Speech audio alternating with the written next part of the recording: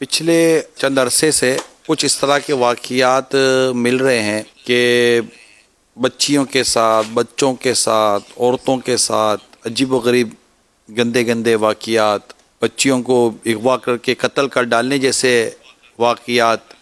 یہ واقعات کا سلسلہ جو ہے نا، یہ ہمارے یہاں مطلب کہ آئے دن کچھ نہ کچھ طرح کی اطلاعات مل رہی ہوتی ہیں.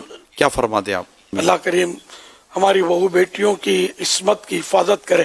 آمین. اور جو درندہ صفت لوگ ایسی حرکتیں کرتے ہیں، پاک پروردگار انہیں سچی توبہ کی سعادت بخشے اور ان سے باز رہنے کی ان کو توفیق دے. آمین آمین. اب حالات واقعی ہیں تو ناگفتہ بے. روز کے میرے خیال میں تو سینکڑوں واقعات ہوتے ہوں گے، لیکن کبھی کبھار ایسا ہوتا ہے کہ کوئی ایک آدھ بات بس اٹھ جاتی ہے اور وہ ایشو بن جاتا ہے، لوگ اس پر کلام کر رہے ہوتے ہیں. میں یہ سوچتا ہوں کہ جس کے بیچاری کے ساتھ کوئی زیادتی ہوئی، ایک تو یہ اس کا صدمہ ایسا کہ جو مرتے دم تک جانے سے رہا. اب مزید صدمہ در صدمہ شاید اس کو یہ ہوتا ہوگا کہ اس فعل کی شہرت بہت ہوتی ہے. جس کو دیکھو اس میں تبصرہ کر رہا ہوتا ہے، اور نام لے کر کون سی تو ادھر، تو اس گاؤں میں، تو اس علاقے میں، تو اس کے ساتھ بیچاری کے ساتھ یوں ہوا.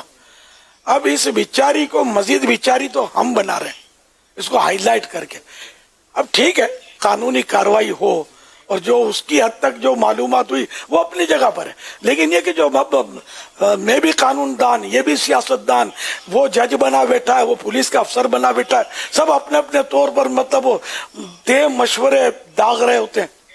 یہ ایک بڑا مجھے یوں لگتا ہے کہ جس بیچاری کا ڈکلیئر ہوا نا، اب وہ تو اس کا خاندان، ان کو تو مطلب یہ کہ بیچارے جواب دے دے کر تھک گئے ہوں گے. اور وہ جو اس کی عزت اور آبرو ایک تو اس درندے نے ضائع کی، اس کا صدمہ تو سب کو ہونا ہے.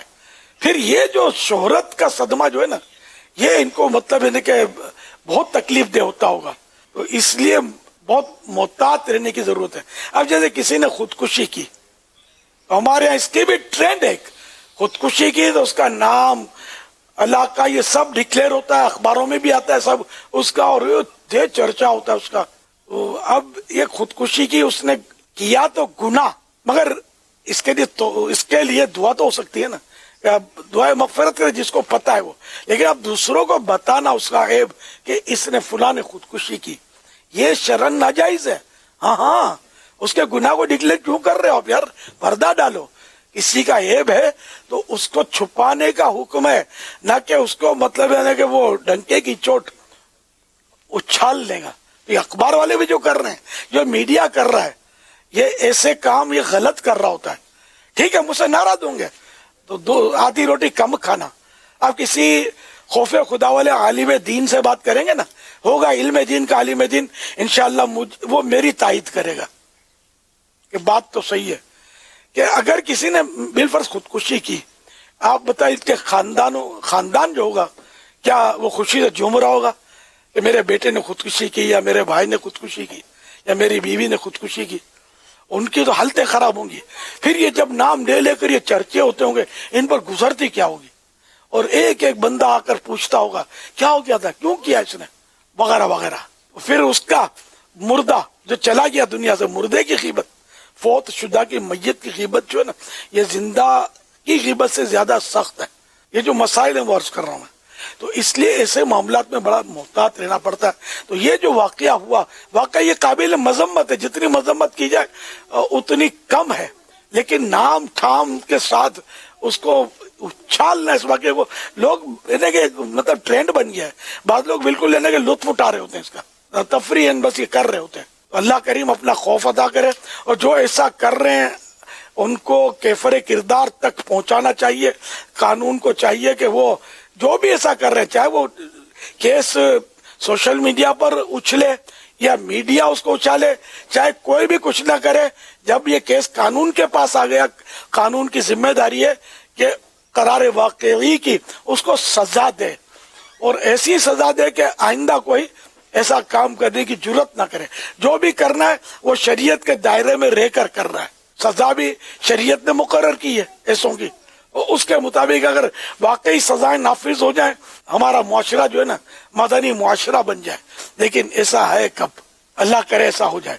تو بہرحال جو بھی گناہ کرتے ہیں وہ یہ سمجھ لیں کہ اگر قانون آپ کو نہیں پکڑتا، آپ قانون سے چھپ بھی جاتے ہیں، کامیاب ہو جاتے ہیں، یا تھوڑا شور ہوتا ہے تو سریوں کے پیچھے موج کر لیتے ہیں، پھر آہستہ آہستہ پچھلا دروازہ کھل جاتا ہے اور آپ واپس آ جاتے ہیں، نعوذ باللہ، تو پھر بھی آخرت کی پکڑ اس سے تو بچ کر کہاں جائیں گے؟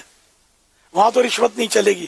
حضرت خلیل العلماء مفتی محمد خلیل خان برکاتی رحمت اللہ تعالی علیہ اپنی کتاب چادر اور چار دیواری میں فرماتے ہیں، الغرض زنا یعنی بدکاری وہ فعل شنیع یعنی وہ گھناؤنا اور گندا کام ہے کہ اس کی شامت سے اور اس کی پاداش میں، اس کے سبب جو چیزیں ہوتی ہیں وہ آپ نے نمبر وار بیان فرمائی۔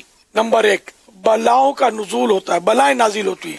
نمبر 2 دشمن غلبہ پاتا ہے۔ نمبر 3 رزق میں تنگی آتی ہے۔ نمبر 4 عزت و حیبت کا ضیاع ہوتا ہے، عزت و حیبت اس کی جاتی رہتی ہے۔ نمبر 5 عمر سے برکت چلی جاتی ہے۔ نمبر 6 ملک و دولت میں بربادی آتی ہے۔ نمبر 7 نت نئی بیماریاں فروغ پاتی ہیں۔ نمبر 8 دعائیں قبولیت سے محروم رہتی ہیں۔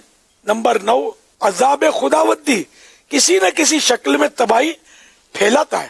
نمبر 10 روح کی نورانیت پر نفس کی ظلمت و تاریکی غلبہ پا لیتی ہے، اور بغیر توبہ مر جائے تو عذاب آخرت کا سلسلہ شروع ہو جاتا ہے وغیرہ ہما۔